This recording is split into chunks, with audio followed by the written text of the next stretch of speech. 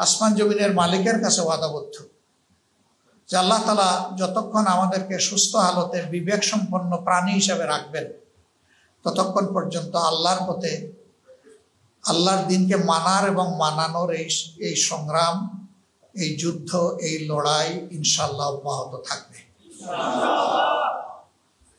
আমরা কেউ অমর নই, দুনিয়া ছেড়ে চলে যাব, কিন্তু আমরা যেন ভবিষ্যৎ যারা এই দুনিয়া আসবে মুমিন মুসলমান তাদের হাতে একটা পবিত্র আমানত জীবন্ত অবস্থায় রেখে যেতে পারি। আল্লাহ যেন সেই তৌফিক আমাদেরকে দান করেন। এখন দুনিয়ার লড়াই হয় দুই ধরনের, একটা গতানুগতিক অস্ত্রের লড়াই আর একটা বুদ্ধিভিত্তিক লড়াই। বুদ্ধিভিত্তিক লড়াইয়ের একটা ধাপ হচ্ছে বুটের মাধ্যমে লড়াই, কিন্তু এটাও আমরা নির্দিষ্ট করে বলতে পারবো না যে বুটের মাধ্যমে লড়াইয়ের মাধ্যমেই ইসলাম কায়েম হবে নাকি আল্লাহ অন্য কোনো পন্থায় দেবেন। বাট রাসূল করিম সাল্লাল্লাহু আলাইহি ওয়াসাল্লামের উসুল হচ্ছে সামনে যখন দুইটা জিনিস পথ চলার জন্য থাকবে, দুইটা বাহন অথবা দুইটা রাস্তা, তিনি বলছেন যে আমি অধিকতর সহজ যেটা সেটা কবুল করব। একটা হচ্ছে রক্তপাতের মাধ্যমে, আরেকটা হচ্ছে ব্যালটের মাধ্যমে। এখন আমরা বুলেটের মাধ্যমেও যেতে পারি, ব্যালটের মাধ্যমে যেতে পারি, কিন্তু দুই রাস্তা যখন খোলা থাকবে তখন আল্লাহ রসুল সাল্লাল্লাহু আলাইহি ওয়াসাল্লামের উসুল অনুযায়ী আপনাকে যেতে হবে ব্যালটের মাধ্যমে। এই জায়গায় আবার অনেকে একটু কনফিউজড হন, দ্বিধাগ্রস্ত হন যে ইসলামে গণতন্ত্র হালাল কিনা। ইসলামে সেই গণতন্ত্র হালাল যেই গণতন্ত্র আল্লাহর বিধান কায়েমের জন্য, আল্লাহর বিধান বদলানোর জন্য নয়, ওইটা হালাল। কিন্তু যদি কেউ আল্লাহর বিধান বদলানোর জন্য গণতন্ত্রের প্র্যাকটিস করে সেটা হালাল না, সেটা হারাম। এমনকি যুদ্ধ করলো কিন্তু ইসলামকে নির্মূল করার জন্য করলো, ওইটাও হারাম। তাহলে সবকিছু হতে হবে লিওয়াজহিল্লাহ, আল্লাহর জন্য, আল্লাহর পথে, আল্লাহর ইচ্ছাকে বাস্তবায়ন করার জন্য। আমরা এটাকে যদি যুদ্ধ হিসাবে নেই তাহলে সৈনিক হিসাবেই আমাদের নিজেকে তৈরি করতে হবে।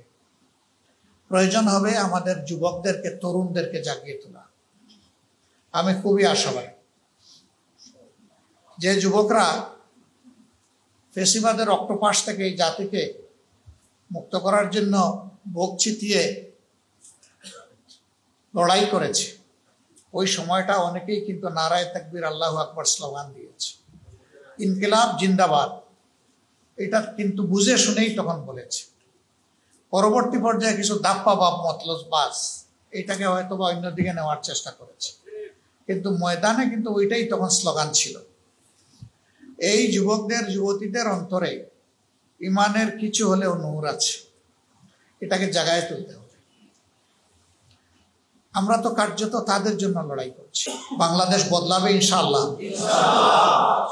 আল্লাহর জন্য আমাদেরকে কমিটেড হয়ে যেতে হবে, কোনো ব্যক্তিকে নেতা বানানোর জন্য নয়।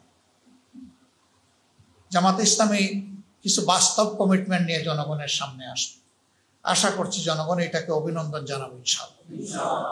বড় কমিটমেন্ট, যে ধৈর্য আমাদের সহকর্মীরা দেখিয়েছেন 5 আগস্টের পর থেকে, যে দায়িত্ববোধের পরিচয় দিয়েছেন, এটি একটা নিদর্শন।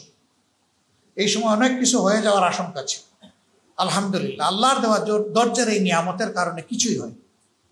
আল্লাহ হেফাজত করেছেন এই জাতি ইনশাআল্লাহ। যেই সংগঠনকে তারা বলেছিল যে শেষ, এমনকি নিষিদ্ধও করেছিল, সেই সংগঠনকে আজকে আল্লাহ এই পর্যায়ে এনেছেন দিল বলে। ইনশাআল্লাহ তাআলা আজিম এই সংগঠনকে জাতির খেদমতের জন্য আল্লাহ কবুল করবেন ইনশাআল্লাহ। আসুন আমরা সবাই নিজেকে আল্লাহর কাছে পুরোপুরি শপথ করে দেই, যেভাবে শপথের শেষ অংশে এসে বলেছি, ইন্না সলাতি ওয়া নুসুকি ওয়া মাহইয়ায়া ওয়া মামাতি লিল্লাহি রাব্বিল আলামিন। ওগো মাবুদ, তোমার ইব্রাহিম যেভাবে বলেছিলেন, আমার সলাত, আমার নুসুক, আমার তামাম ত্যাগ, কুরবানি, নেক আমল, আমাকে দেওয়া তোমার মেহেরবানির হায়াত, আর আমার ব্যাপারে তোমার ফয়সালার মাওত, হে আল্লাহ সব তোমার হাতে তুলে দিলাম। শুধু এখন এইটুকু আমানত বহাল রাখার এবং হেফাজত করার তৌফিক দান আল্লাহ আমাকে এবং আমাদেরকে এই তৌফিক দান করুন ইনশাআল্লাহ। বাংলাদেশ বদলাবে, তার আগে ইনশাল্লাহ আমরা বদলে যাব।